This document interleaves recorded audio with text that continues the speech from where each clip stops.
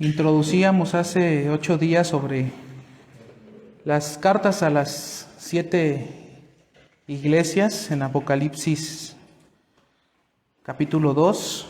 Hace 8 días vimos un mini bosquejo sobre las características que estas 7 iglesias tenían.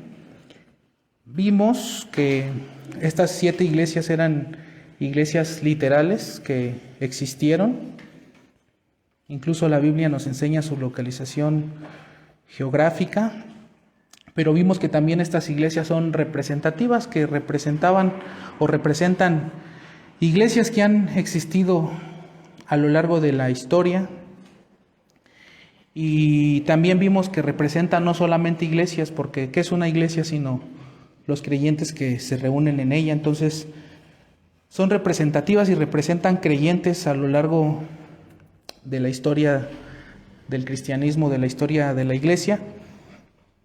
Vimos, por ejemplo, que había iglesias y hay creyentes que han perdido su primer amor, es decir, la motivación correcta. Vimos que había iglesias que hay creyentes que fueron perseguidos duramente, que la persecución es un filtro que hace que solo los verdaderos creyentes pasen ese filtro y los que no son, pues van a huir. Vimos que hay iglesias y hay creyentes que no les importa la verdad, que abrazan y abrazaron doctrinas falsas. Otra que tenía pastora, que tenía profetisa, y que esta profetisa incitaba a los hermanos, a los de ahí a cualquier tipo de inmoralidad sexual. Vimos que había una iglesia de gran renombre, porque estaba en una ciudad muy importante, que tenía un gran renombre, pero espiritualmente era una iglesia que estaba muerta. También vimos una iglesia fiel, Filadelfia, que habían sido perseverantes, pacientes, y que tenían la puerta abierta como consecuencia de su fidelidad, de su paciencia, de su perseverancia. Y por último vimos a los que no eran fríos ni eran calientes, sino que eran tibios, que el Señor declara que los vomitará de su boca. Esta forma tan terrible del lenguaje donde le dan asco a nuestro Señor, que incluso estos habían sacado a Cristo de la iglesia, por eso Él decía, yo estoy a la puerta, ya no estaba adentro. Vimos, digamos, que el lado negativo de las cartas lo hicimos a manera de autoexamen, si recuerdan, porque yo creo que muchas de estas características pueden estar presentes en nosotros y debemos corregirlas, porque dice el Señor que Él lo sabe. Yo sé tus obras, como veíamos esta fórmula a lo largo de las 7 iglesias, Él sabe, ¿no? Yo sé tus obras. Vimos que esto es algo personal entre Dios y ustedes, y cada quien, aparte de que el Señor sabe cómo estamos, nosotros también lo sabemos, no lo ignoramos. Entonces vimos el lado, vamos a llamarle el lado negativo, que nos conducía o que nos tiene que conducir a hacer un autoexamen. En esta ocasión vamos a ver el lado positivo. Vamos a enfocarnos en la iglesia fiel, en las iglesias fieles, porque en este caso son 2.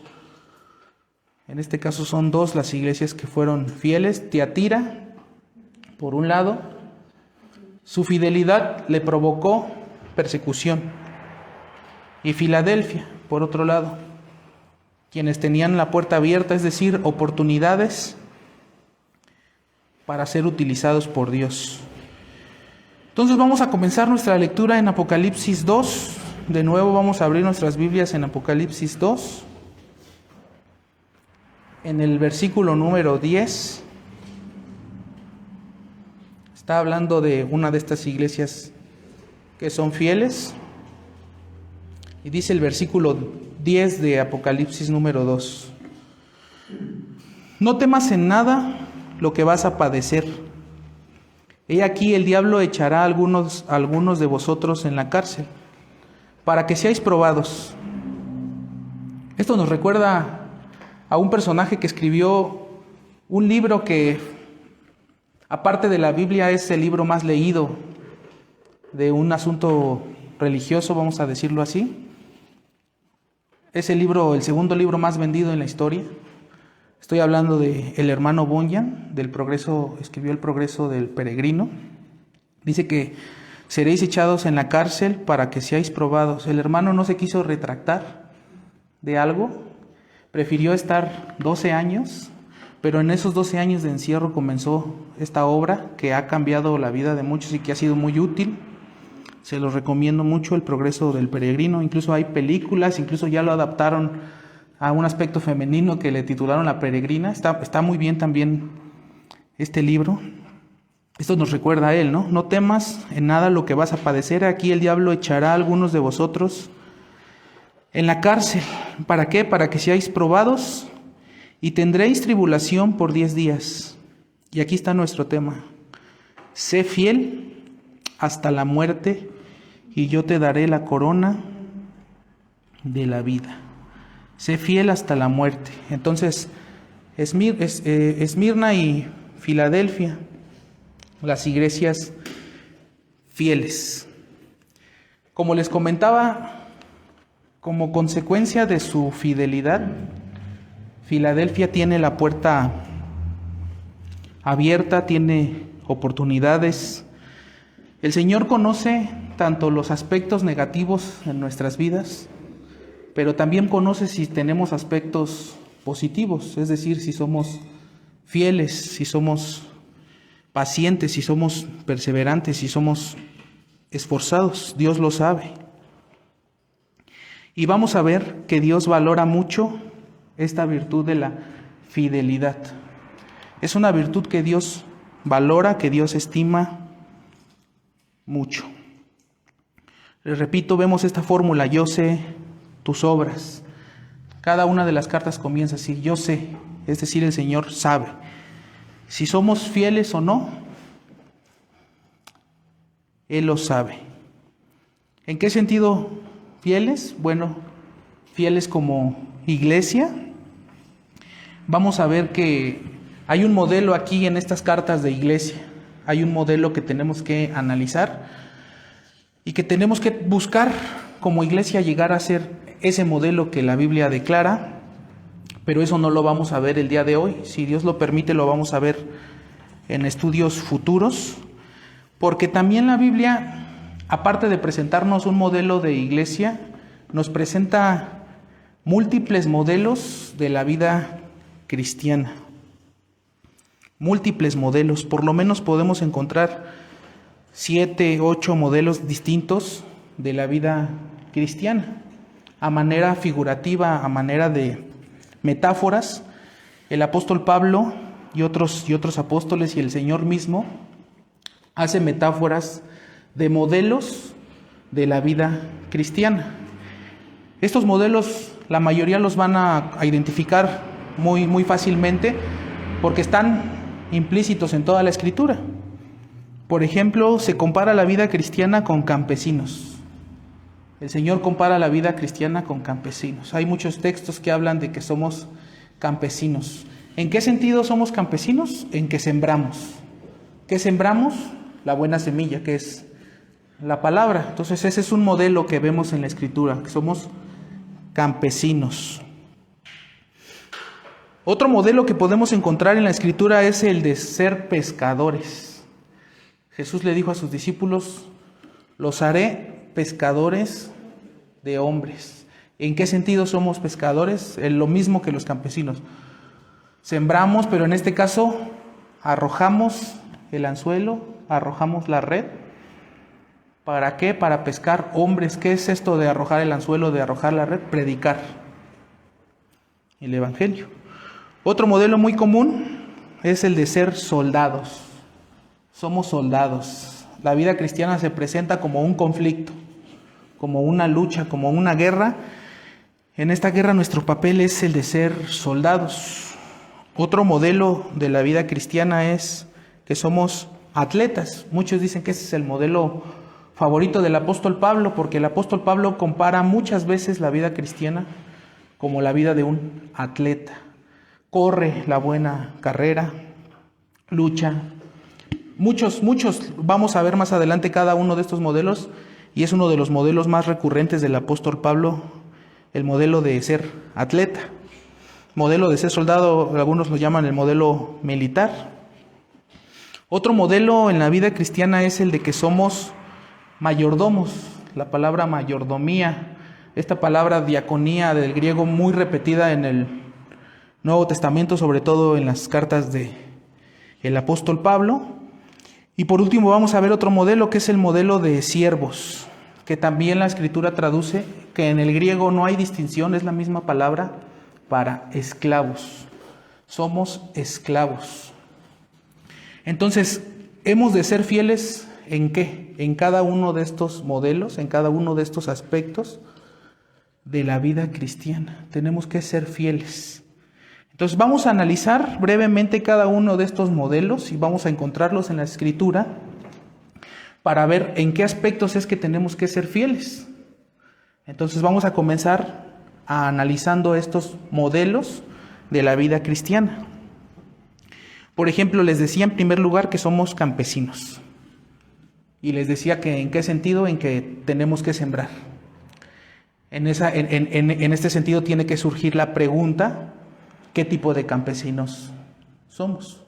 ¿Somos campesinos que verdaderamente sembramos, que nos preocupamos por recoger la mies? Esta mies es otra figura de este modelo de campesino o agricultor. La mies que es el trigo cuando ya está listo para ser cosechado. Por ejemplo, un modelo claro de esto, no nada más lo dijo nuestro Señor, sino como les decía el apóstol Pablo, lo vamos a encontrar en 1 Corintios 3, versículo 6. 1 Corintios 3, versículo 6, si quieren búsquenlo. Fíjense el lenguaje que utiliza aquí el apóstol Pablo.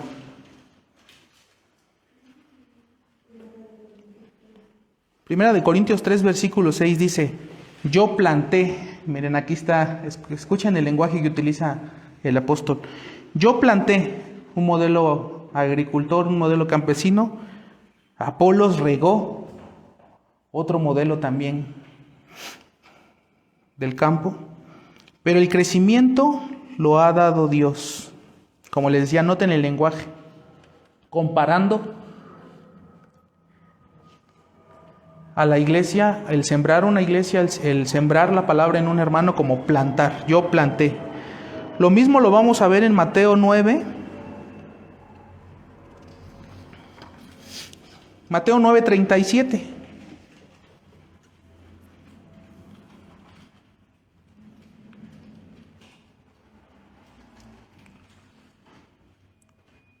Dice nuestro Señor en este versículo: entonces dijo a sus discípulos: a la verdad la mies es mucha, mas los obreros pocos. Como les repito, la mies es el trigo que ya está listo para la siega, para la cosecha. Y aquí el Señor compara a esta mies como los creyentes que están en todas las naciones y que nosotros tenemos que ser esos obreros que vayan a esa siega.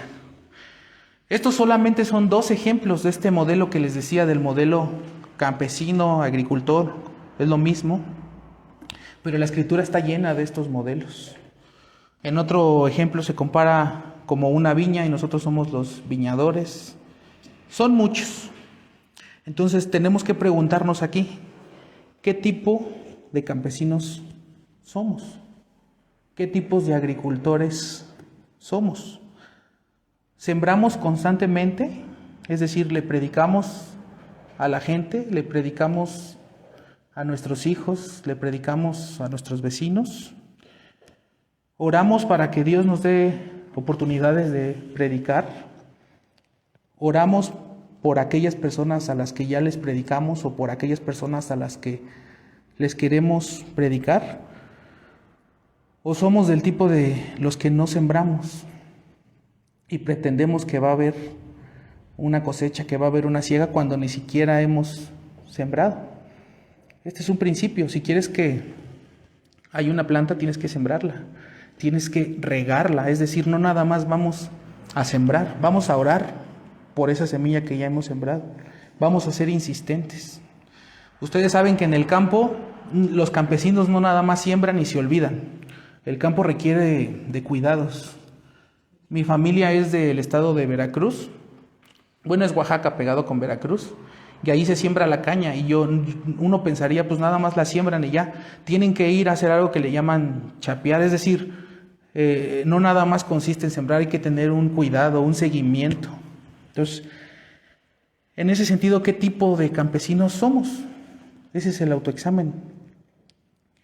¿Qué tipo de campesinos somos? Hemos de ser fieles como campesinos. La siguiente figura, el siguiente modelo de la vida cristiana es el de pescadores, y aquí es lo mismo. Estos dos modelos son muy similares. Vamos a encontrar esto en Mateo 4, versículo 19.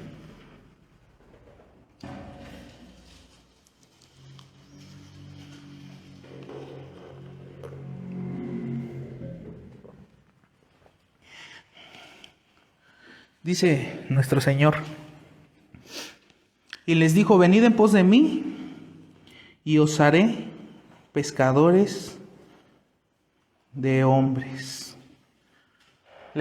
Como les decía, esto es lo mismo. En un sentido, somos pescadores de hombres. En Apocalipsis se ocupa mucho la figura donde la bestia sale del medio del mar. Y esto no es literal. No es que la bestia va a salir del mar como Godzilla o algo así, no. El mar, en el contexto, significa multitudes, significa mucha gente. En ese sentido, nosotros tenemos que ir a lanzar el anzuelo, tenemos que lanzar las redes para pescar. Hay una parte en la Escritura donde dice que los pescadores limpiaban sus redes.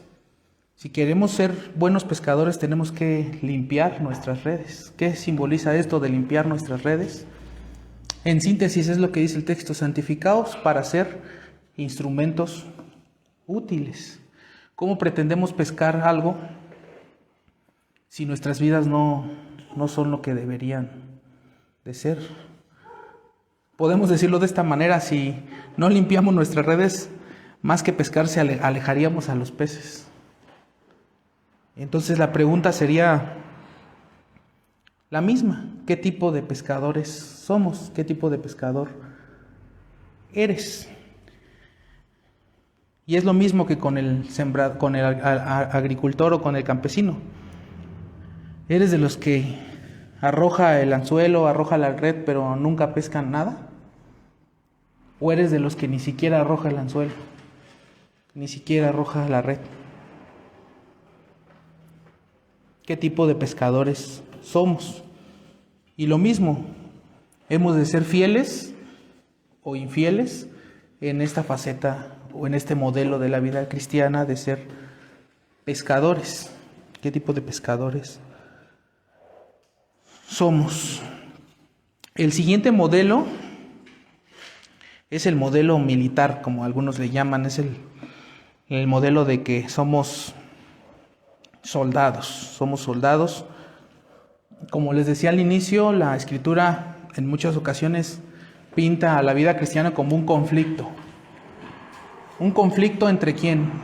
¿Entre nosotros y los inconversos? No. Nuestra lucha no es contra carne ni sangre, sino contra los huestes, en síntesis, contra demonios. Somos soldados, pero nuestras armas no son físicas, nuestras armas son espirituales. Este modelo, por ejemplo, podemos verlo. Hay un libro que se titula El creyente con toda la armadura de Dios. Y hay figuras de esto. Por ejemplo, habla del yelmo, que era lo que se ponían los soldados romanos. Habla del escudo. Muchos. Por ejemplo, el lenguaje aquí es muy abierto, la comparación es muy abierta. En 2 de Timoteo 2.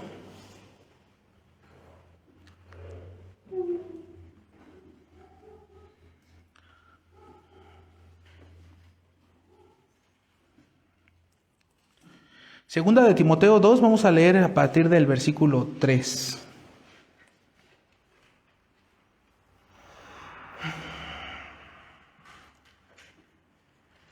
Dice así la santa palabra de Dios. Pablo le dice a Timoteo: tú pues, sufre penalidades como buen soldado de Jesucristo. Ninguno que milita se enreda en los negocios de la vida a fin de agradar a aquel que lo tomó por soldado. Fíjese, 2 veces soldado y una vez la palabra milita, que es de milicia. Nosotros conocemos esta palabra. Esta misma lo podemos encontrar en Efesios 6. Miren, vamos, búsquenlo. Efesios 6 a partir del versículo 11, lo que les decía. Al creyente se le pide que se vista con una armadura. Por eso dice Efesios 6, a partir del versículo 11, vestidos de toda la armadura de Dios. Es decir, esta armadura no es nuestra, es una armadura poderosa porque es de Dios. Vestidos de toda armadura de Dios para que podáis estar firmes contra las acechanzas del diablo. Y es lo que yo les decía hace un momento, porque no tenemos lucha contra sangre y carne, sino contra principados, contra potestades, contra los gobernadores de las tinieblas de este siglo, contra huestes espirituales de maldad en las regiones celestes. Es decir, nuestra guerra, este conflicto es entre nosotros y las huestes espirituales de Satanás. Ahora, si nosotros observamos la vida de un soldado, en esa hay algunos hermanos que pertenecieron mucho tiempo y algunos todavía pertenecen al ejército. Los que no han pertenecido, yo no he pertenecido.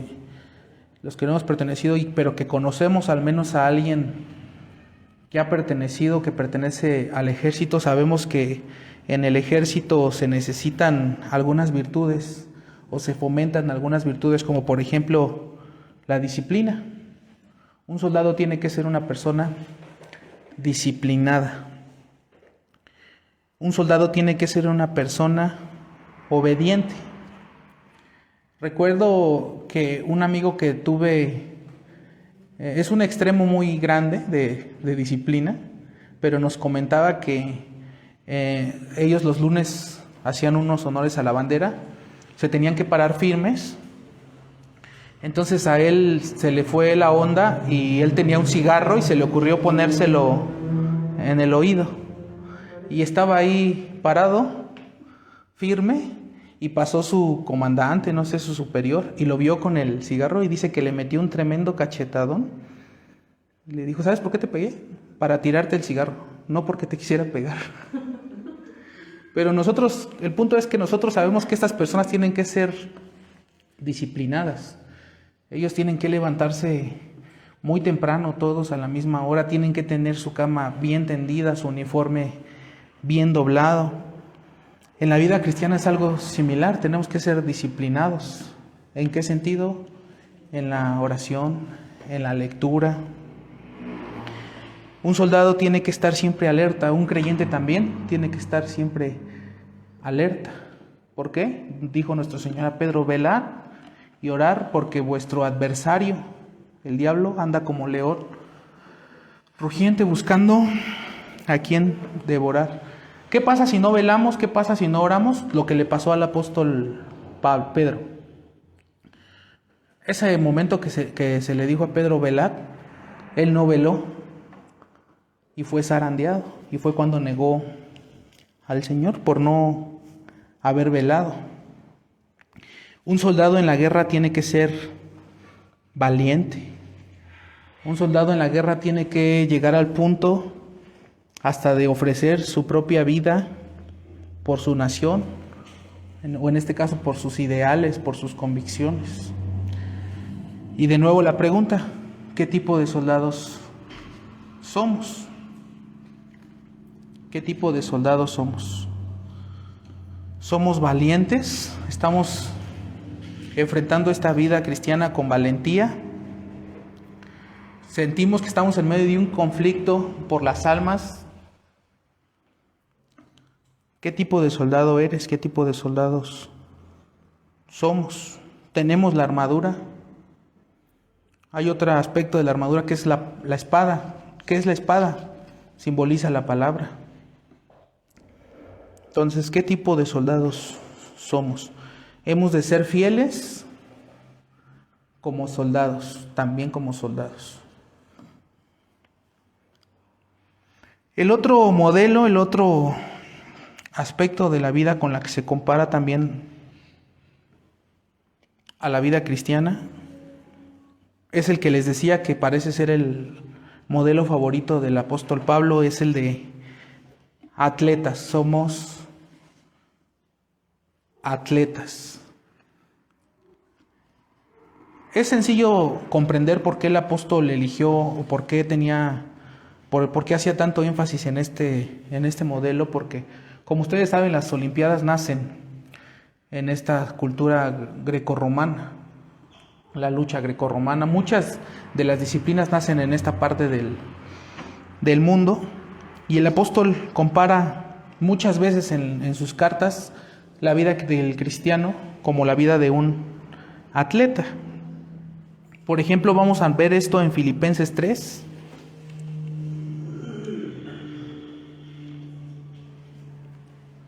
Filipenses 3,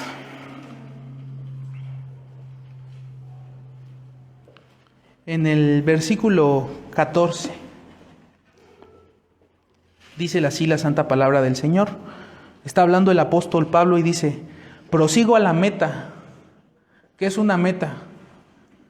Acaban de ser las Olimpiadas en este año y pues todos sabemos que es una meta. Es esta cinta que el corredor tiene que pasar y romperla con su cuerpo. Prosigo a la meta. ¿Para qué el atleta busca romper la meta? Para ganar una medalla. Y fíjense lo que dice el apóstol Pablo: prosigo a la meta, al premio del supremo llamamiento de Dios en Cristo Jesús. Está hablando aquí de una meta y está hablando aquí de un premio. Algo similar vamos a encontrar en Hebreos 12. Hebreos, las escrituras, los prólogos no dicen que el apóstol Pablo sea el autor. Muchos tienen la carta de Hebreos como que no sabemos quién la escribió, pero la mayoría de teólogos se inclinan a pensar que fue el apóstol Pablo, porque usa un lenguaje muy similar a como Pablo habla, y porque ¿quién mejor para dirigir una carta a los hebreos que alguien que salió de los hebreos?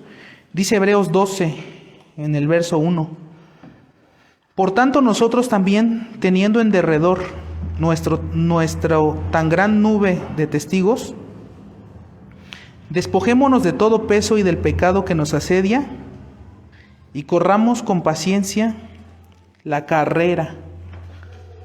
De nuevo, aquí la vida cristiana es una carrera que tenemos por delante.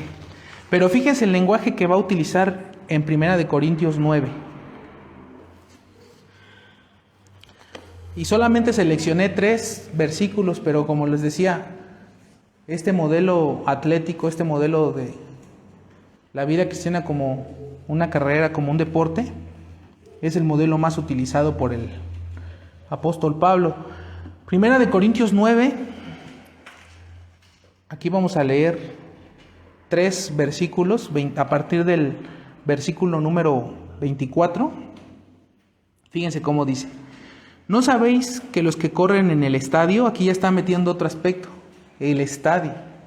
Esta vida es una carrera, este mundo es el estadio. ¿No sabéis que los que corren en el estadio todos a la verdad corren, pero uno solo se lleva el premio? Y fíjese cómo nos anima y cómo nos dice: corred de tal manera que lo obtengáis. Versículo 25: todo aquel que lucha, aquí ya está metiendo otro deporte. Primero es el atletismo, las carreras, y aquí está metiendo la lucha. Todo aquel que lucha, de todo se abstiene, es decir, es disciplinado, no come cualquier alimento, tiene que cuidar su físico, tiene que cuidar su forma. Todo aquel que lucha, de todo se abstiene. A la verdad, para recibir una corona corruptible. Es decir, estos atletas se esfuerzan, entrenan para recibir una medalla que se va a terminar pudriendo, deteriorando, empolvando, para recibir una corona corruptible, pero nosotros una incorruptible. Así que yo de esta manera corro, no como a la aventura, de esta manera peleo, no como quien golpea al aire, es decir, no está entrenando. ¿Quiénes son los que golpean al aire? Los boxeadores, cuando están haciendo algo que se llama en boxeo sombra, que están simulando que están... Él no está entrenando, no está haciendo sombra, él está viéndolo como una cosa seria. A mí me gusta mucho el comentario de Paul Washer en este sentido, porque dice Paul Washer que un atleta entrena toda su vida.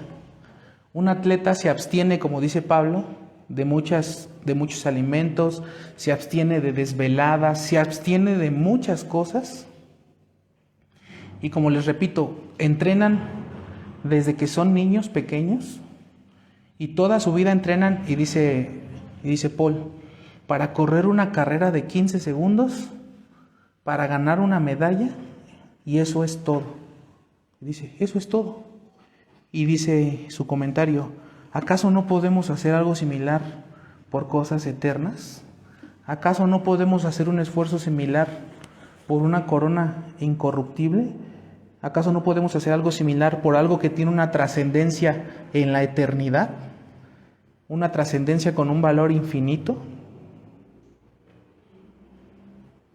Al igual que los soldados, los atletas son disciplinados. Tenemos que decir aquí que aunque hay un factor genético, es decir, hay personas que genéticamente están mejor dotados que otros. Ustedes recuerdan este nadador, Michael Phelps, cuántos estudios que decían es que su cuerpo parece aerodinámico para andar en el agua, su torso es más largo, sus pies son más delgados. O sea, hay un factor genético ahí en él que lo beneficia, que le da ventaja con respecto a sus rivales. Aunque hay un factor genético en los atletas, no podemos negar que la disciplina, el esfuerzo y la constancia es un factor más determinante para que ellos puedan llegar a aspirar a una medalla. El esfuerzo, la disciplina, la constancia. Entonces aquí la pregunta sería, ¿cómo estamos corriendo esta carrera de la fe? ¿Estamos siendo llevados como a rastras? ¿O estamos corriendo de tal manera que podamos obtener un premio, el premio del supremo llamamiento? ¿Qué tipo de atleta eres? ¿Qué tipo de atleta somos? Hemos de ser fieles aún en este aspecto de la vida. Hemos de ser fieles. La otra figura, el otro modelo de la vida cristiana es el de ser mayordomos. Esta palabra que el apóstol Pablo utiliza, diaconía, una palabra muy recurrente del apóstol Pablo. Hemos de ser mayordomos. Las versiones actualizadas traducen esta palabra de mayordomía, de diaconía, como administradores. Puede ser más sencillo de entender por muchas personas. Somos administradores. ¿En qué sentido somos administradores? Miren, vamos a encontrar esto de la mayordomía, de la administración, de la vida cristiana como ser administradores en 1 Corintios 4. Vamos a ir rápidamente a este pasaje de la Escritura. 1 Corintios 4, 7. Pasaje muy conocido, dice la santa palabra: porque ¿quién te distingue? Y fíjese cómo dice aquí: ¿o qué tienes que no hayas recibido? Es decir, todo lo que tienes lo has recibido. Y dice: y si lo recibiste, ¿por qué te glorías como si no lo hubieras recibido? ¿Por qué te jactas? Dice el texto en la mitad: ¿qué tienes que no hayas recibido? Todas las cosas que tenemos, la vida misma, lo hemos recibido de Dios. la vida, el tiempo, el trabajo, los bienes materiales, nuestros hijos, todo lo que tenemos lo hemos recibido. Por eso dice, ¿por qué te jactas? ¿Por qué presumes si lo has recibido? Hasta un ateo no puede negar el hecho de que tiene trabajo porque sus pulmones funcionan, porque hay aire que producen las plantas, y esto es gracias a Dios, a un creador. No podemos jactarnos de nada porque todo lo que tenemos lo hemos recibido.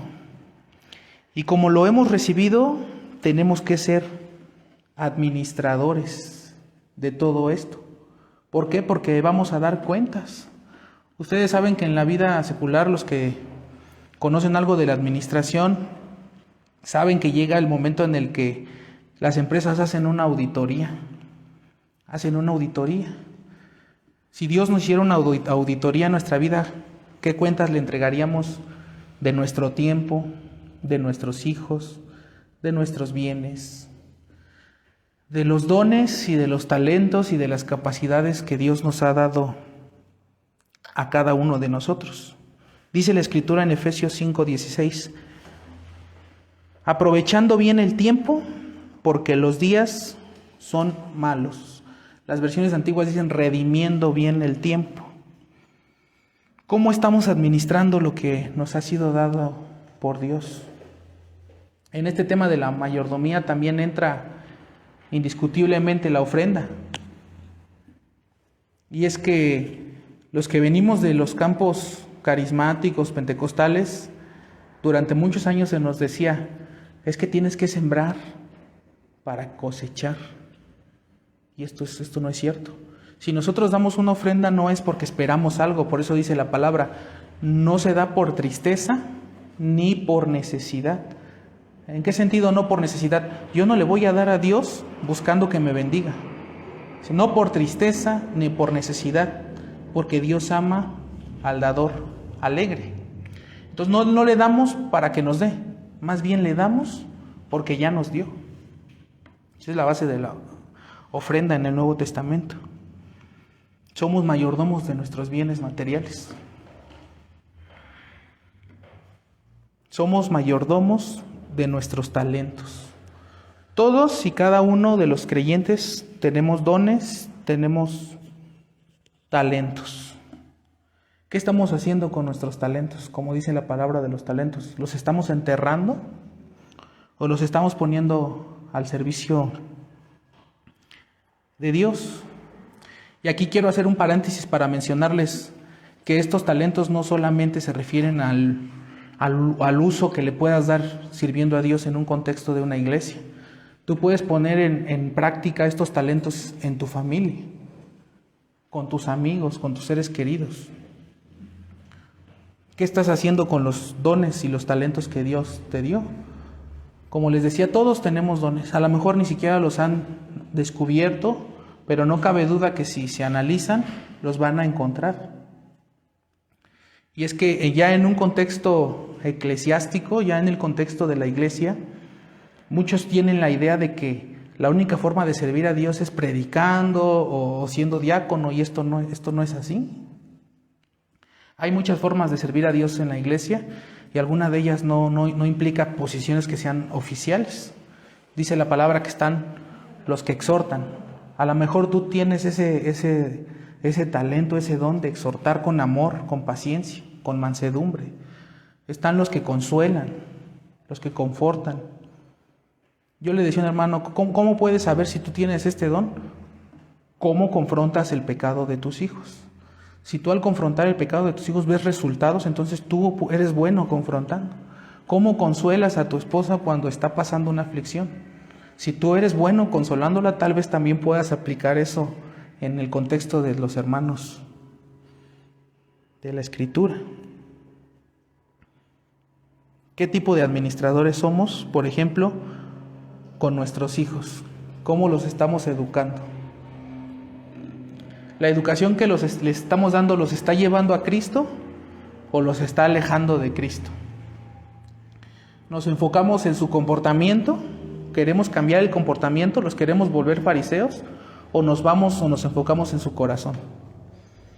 Dios nos va a pedir cuentas de nuestros hijos, nada más nos fueron prestados. ¿Qué tipo de administradores somos con nuestros hijos? Ustedes conocen ese texto muy citado que utilizamos para... cuestionan a Jesús si un creyente debe de pagar o no impuestos. ¿Qué hace nuestro Señor? Manda por un pescado, abre la boca del pescado y saca una moneda. ¿Y qué dice? Entonces les dijo, pues dad al César lo que es del César y a Dios lo que es de Dios. Y la pregunta sería, ¿qué es de Dios? Todo es de Dios. Todo es para Él, todo es por Él, de Él y para Él. Decimos, el domingo es del Señor.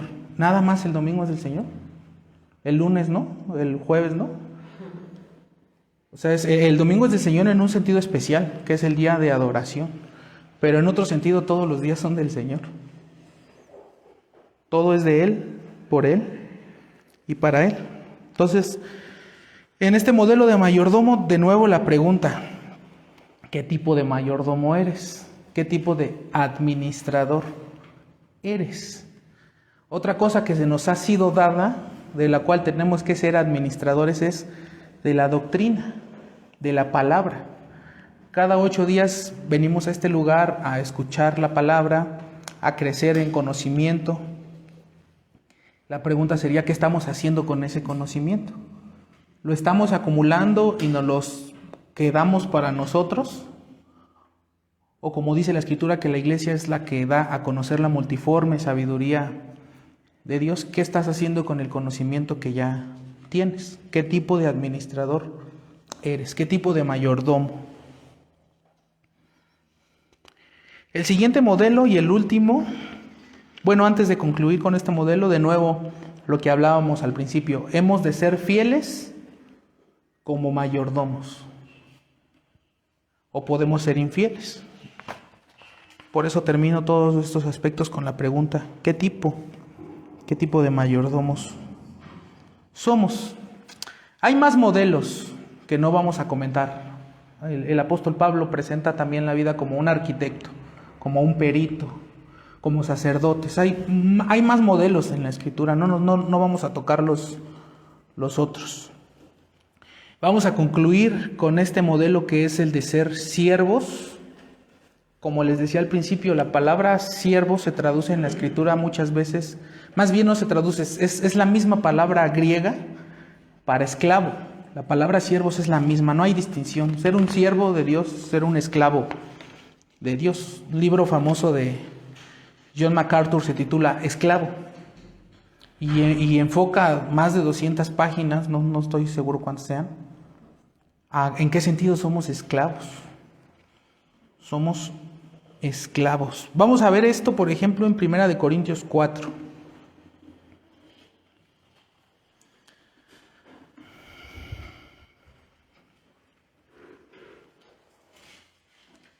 Primera de Corintios 4, versículo 1. Dice la palabra de Dios: así pues, téngannos los hombres por servidores de Cristo, siervos de Cristo, esclavos de Cristo. Y aquí viene de nuevo el tema de la mayordomía, amén. Y administradores de los misterios de Dios. Vamos a ver rápidamente ahí en sus escrituras, busquen Marcos 10. Más de lo mismo, igual solamente seleccioné 2 textos, pero hay bastantes textos que hablan de el modelo de la vida cristiana, como el de siervos, como el de esclavos. Marcos 10,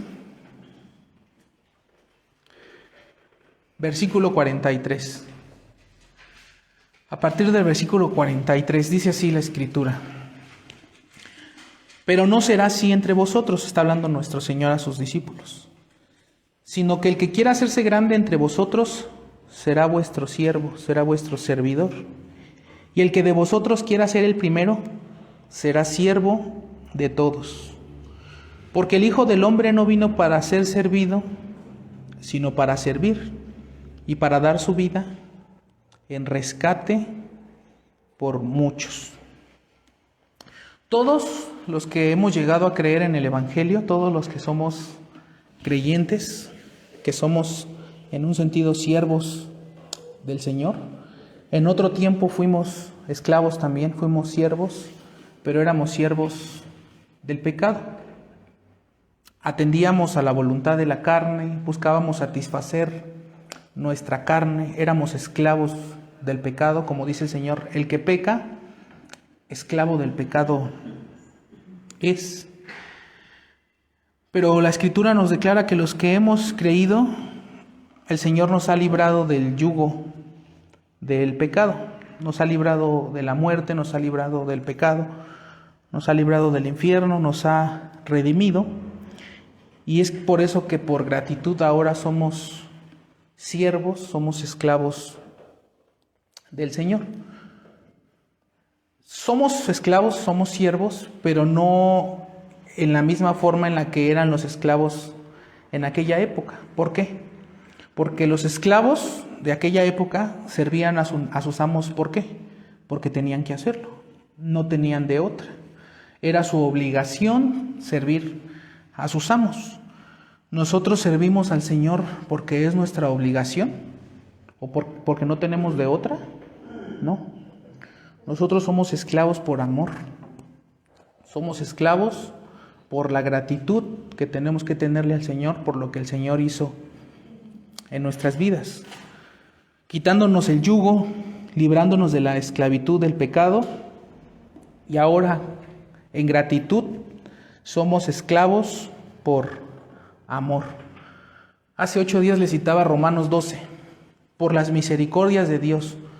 Y los primeros 11 capítulos de Romanos nos presentan todas las misericordias de Dios, la culpabilidad del hombre, la elección a pesar del ser depravados, todas las misericordias de Dios vienen presentadas en Romanos capítulo 1 al 11 y termina el 12 diciendo, o comienza más bien el 12 diciendo, por las misericordias de Dios, es decir, por todo lo que ya les mostré, todo lo misericordioso que ha sido Dios, ahora ustedes tienen que presentar vuestros cuerpos en sacrificio vivo, santo, agradable a Dios, que es vuestro culto racional. Hay un libro muy interesante de Peter Master que se titula Su servicio razonable y habla de este tema. ¿Cuál es el servicio aceptable? ¿Cuál es el servicio razonable que tenemos que darle a Dios? La palabra siervo y esclavo, como les repito, es la misma palabra griega doulos. Aparece esta palabra en el Nuevo Testamento 124 veces. 124 veces. Los apóstoles en sus epístolas se presentan como Pablo, siervo de Jesucristo. Pedro, siervo de Jesucristo. Santiago, siervo de Jesucristo, es decir, se identificaban como esclavos. Yo preso de Jesucristo, dice el apóstol Pablo. Todos ellos se presentan como esclavos, como siervos. Ahora bien, ¿qué características tiene que tener un esclavo? Ya se los decía, obedecen a su amo. ¿Cómo lo obedecen? De manera inmediata y sin cuestionar la voluntad del amo. Un esclavo no cuestionaba la voluntad de su amo y tenía que obedecer de manera inmediata. Hace tiempo escuché un estudio del hermano Tomás donde hablaba de la obediencia de los ángeles versus la obediencia de los hombres. Y decía, los ángeles obedecen de manera perfecta, de manera inmediata y sin cuestionar. Un esclavo, aunque obedece de manera inmediata y sin cuestionar, puede obedecer a regañadientes. Puede recibir una orden de su amo que no le guste mucho, sin embargo sabe que tiene que hacerla, entonces va a obedecer. Enojado va a obedecer a regañadientes. Nosotros no tenemos que ser así. Tenemos que obedecer a nuestro Señor con gozo. Tenemos que obedecer a nuestro Señor sin cuestionarlo, sin cuestionamientos.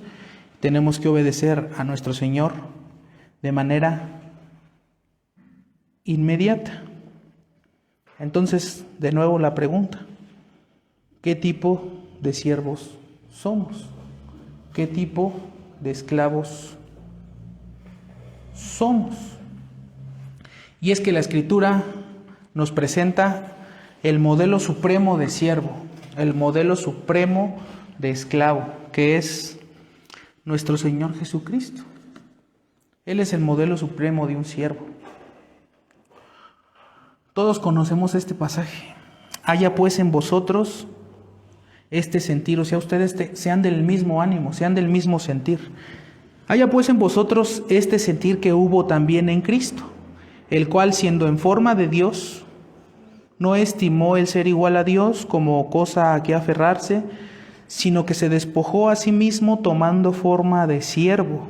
Él mismo se hizo siervo, hecho semejante a los hombres, y estando en la condición de hombre se humilló a sí mismo, haciéndose obediente hasta la muerte, y muerte de cruz.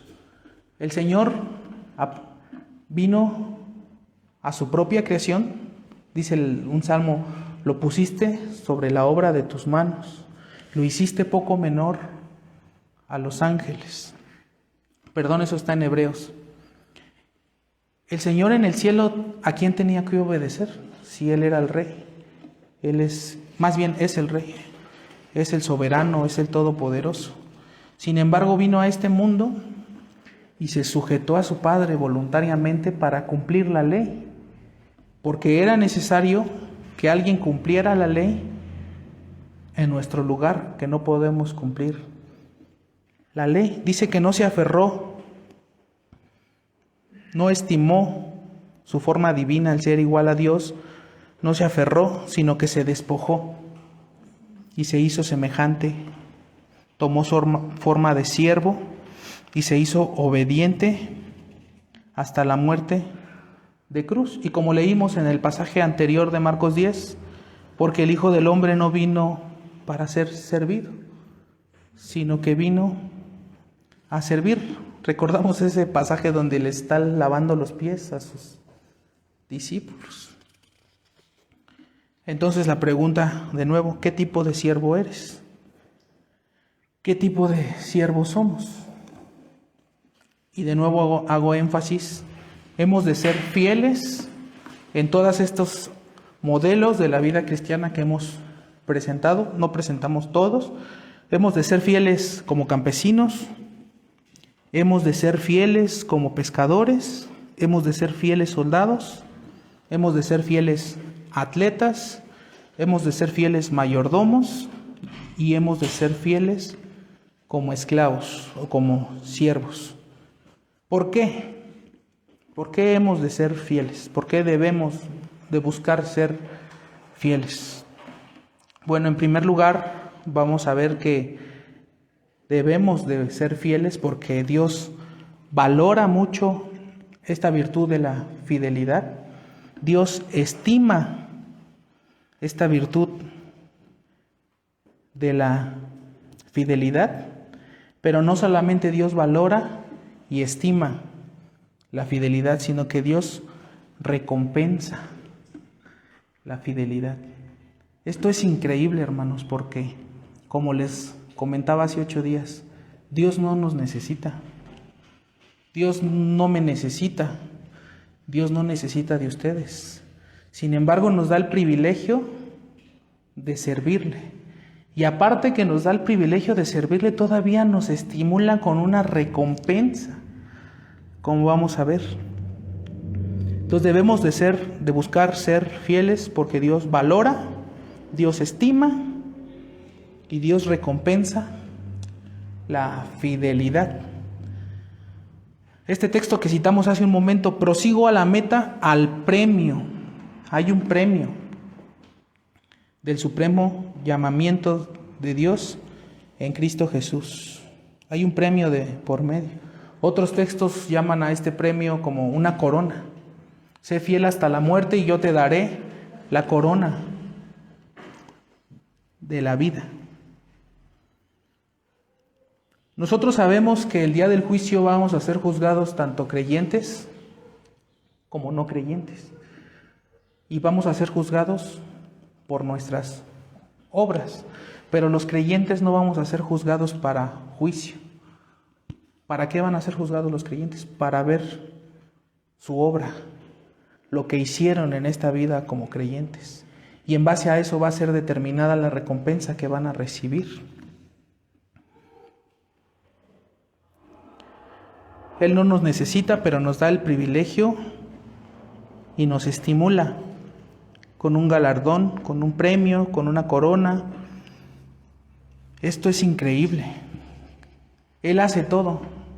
Hay un texto que dice que todas las buenas obras que hacemos fueron predestinadas por Él y todavía nos estimula, haciendo énfasis en la responsabilidad humana. No podemos decir, si Dios quiere que yo sea esforzado, Él me va a esforzar. No, tú te tienes que esforzar. Dios no se va a esforzar por ti, ni te va a hacer esforzado sin que tú muevas un dedo. En segundo lugar, hemos de ser fieles porque en la medida que seamos fieles, Dios nos dará más oportunidades, Dios nos dará más libertades de servirle. Lo que veíamos con Filadelfia. Filadelfia es fiel, Dios le abre la puerta, que es un símbolo de más oportunidades, más libertades. Y esto está muy claro en la parábola de los talentos.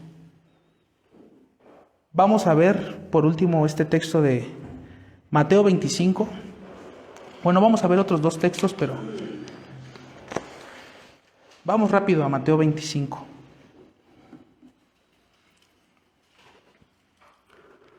Con esto en mente de que hemos de ser fieles porque Dios, en la medida que seamos fieles, recibimos más libertades, recibimos más oportunidades de servirlo a Él. Dice Mateo 25, 29.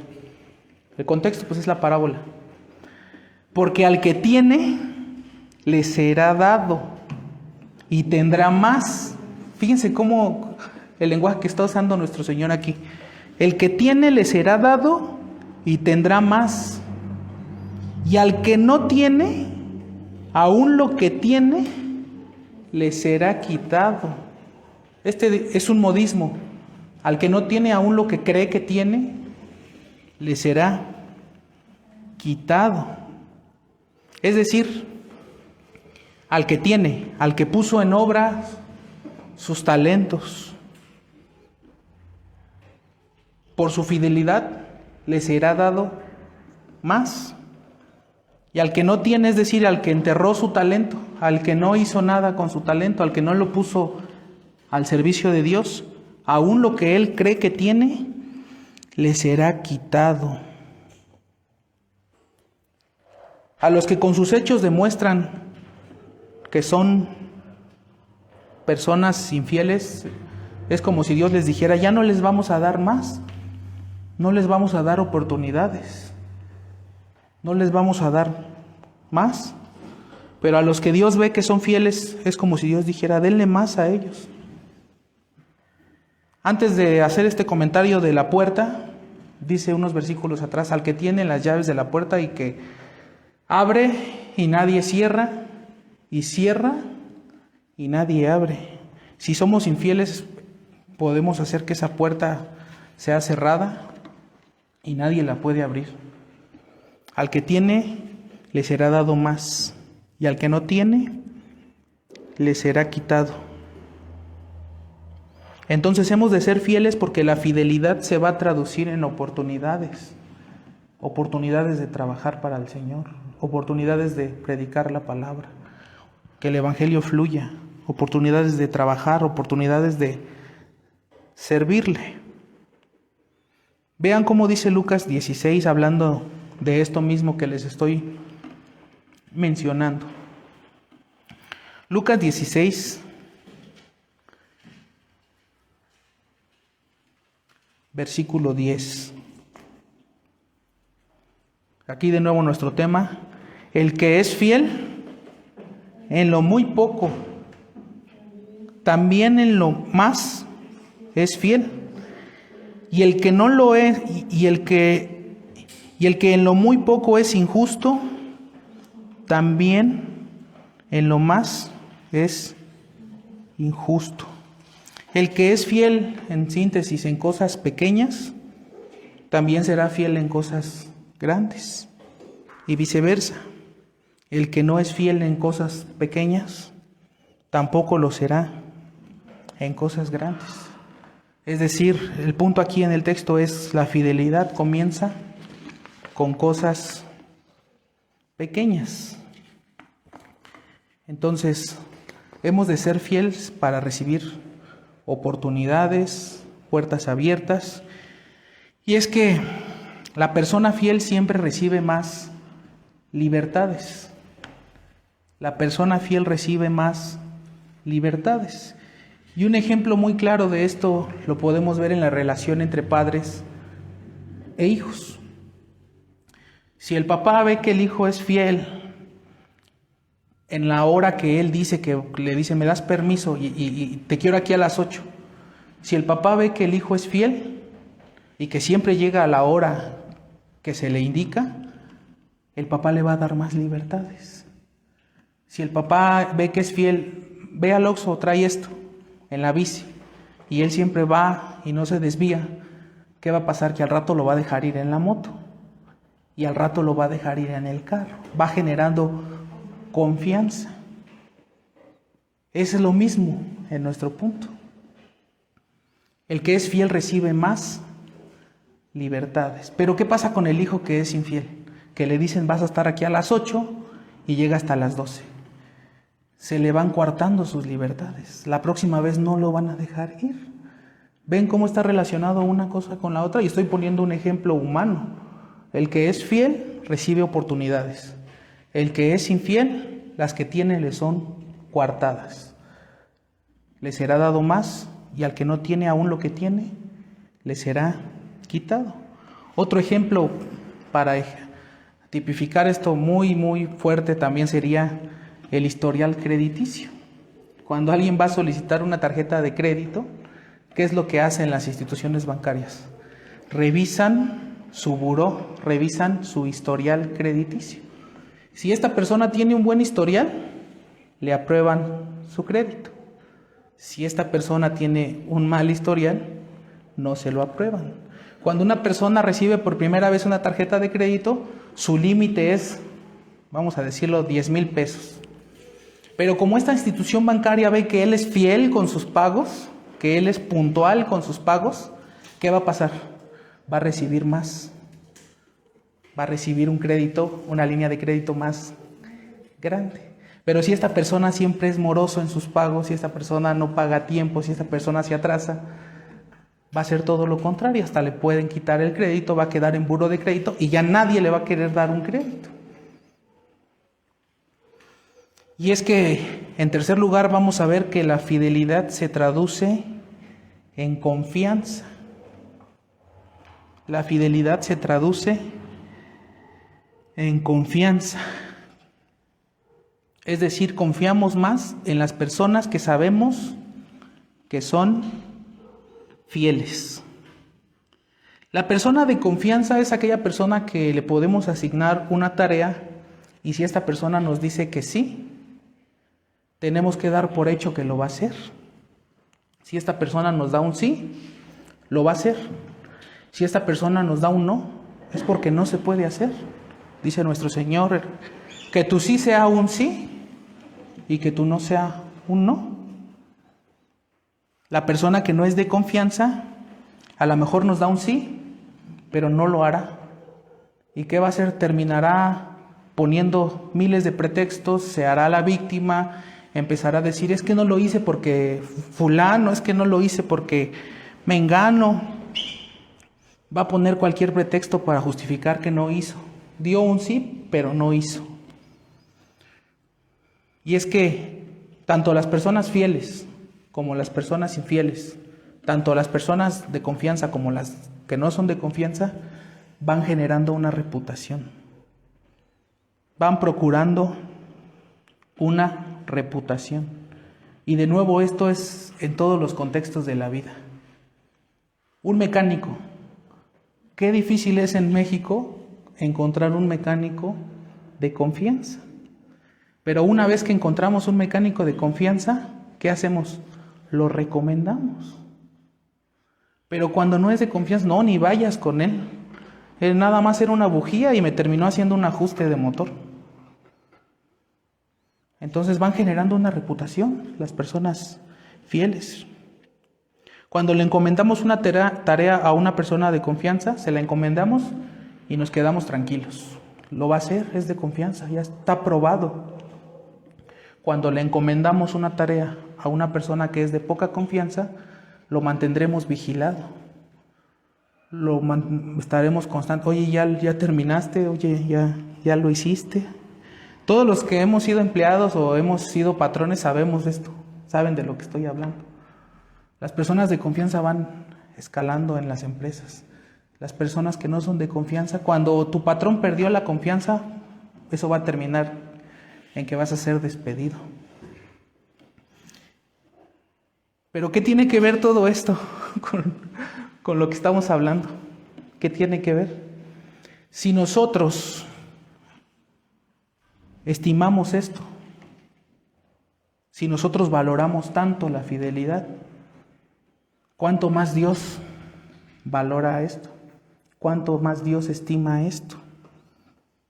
¿Cuánto Dios más busca gente fiel? Gente que sea de confianza. Entonces, la última pregunta de nuevo. ¿Qué tipo de miembro somos? ¿Qué tipo de miembro eres? Y repito lo que dije hace 8 días. Dios lo sabe qué tipo de miembro eres. Y tú también lo sabes. Cuando yo escuché este tema, mi reacción fue, no, yo no soy fiel. Les soy honestos, esa fue mi reacción inmediata. Después de todos estos autoexámenes, cómo eres como pescador, como agricultor, como mayordomo, como siervo, como atleta, yo dije, no, yo no soy fiel. Y yo quiero pensar que muchos hermanos pensaron lo mismo. Yo no sé qué estés pensando tú, pero cuando esto comienza como a deprimirte, bueno, fue el caso mío, cuando el hermano hacía este autoexamen y cuando esto comenzaba a deprimirme, yo creo que no nada más a mí, sino a muchos, el hermano trajo consuelo después por medio de la palabra diciendo, si no has sido fiel hasta ahora, pero tienes al menos el deseo de llegar a hacerlo, estás en buen camino. Se comienza con el deseo. Y tal vez no eras fiel, porque ni sabías en qué sentidos tienes que ser fiel. No es una excusa. O sea, definitivamente no es una excusa. Porque cada 8 días escuchamos predicaciones y cada uno sabemos, como dicen coloquialmente, de qué pie cojeamos. Pero si tú no has sido fiel hasta el día de hoy, pero tienes el deseo de llegar a hacerlo, estás en buen camino. Se comienza con el deseo. ¿Tienes el deseo de ser fiel a tu Dios? ¿Tienes el deseo de comenzar a ser fiel a tu Creador? En todas estas áreas que vimos, en todos estos modelos de la vida cristiana. Si tienes el deseo, por lo menos vas por buen camino. Pero tal vez ni tengas el deseo.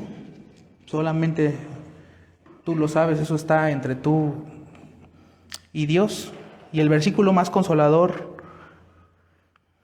en este aspecto es Hebreos 6:10, que dice, si quieren búsquenlo, con esto estamos por concluir. Hebreos 6, versículo 10.